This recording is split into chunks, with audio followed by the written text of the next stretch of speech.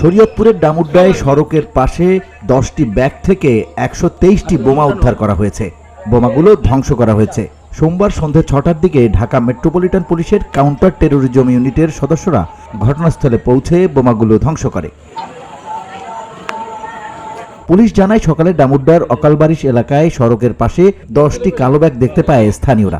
বিষয়টি পুলিশ ও সেনাবাহিনীকে জানানো হলে ঘটনাস্থলে পরিদর্শন করে তারা। পরবর্তীতে খবর দিলে 9 ঘন্টা পর সন্ধ্যায় পুলিশের কাউন্টার টেরোরিজম ইউনিটের 7 সদস্য ঘটনাস্থলে পৌঁছে বোমা ধ্বংসের কাজ শুরু করে।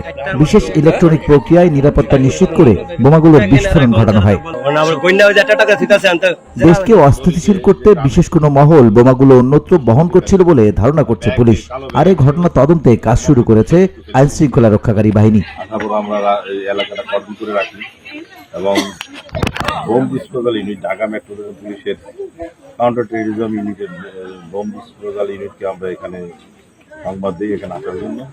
তারা আসছেন, আপনি ইতিমধ্যে দেখছেন 123টি দেশীয় বোমা যেটা বলে ককটেল, সেটা পাওয়া গেছে এখানে এবং একত্রে সেটা বিস্ফোরণ ঘটানো হয়েছে, বিকট শব্দে বিস্ফোরিত হয়েছে। এ ব্যাপারে জেলার সহকারী পুলিশ সুপার মুশফিকুর রহমান জানান, 10টি ব্যাগে উদ্ধার হওয়া 123টি হাত বোমা ধ্বংস করা হয়েছে। দুষ্কৃতিকারীরা কোন উদ্দেশ্যে বোমাগুলো রেখে গিয়েছে তা তদন্ত করা হচ্ছে। আমরা এখন এই বিষয়ে তদন্ত করতেছি যে কি ধরনের দুষ্কৃতিকারীরা কি উদ্দেশ্যে এখানে এই বোমা সদৃশ ককটেলগুলো ফেলে গিয়েছিল। পরবর্তী তদন্ত করে আইনানুগ ব্যবস্থা নেওয়া। VOD Bangla news desk.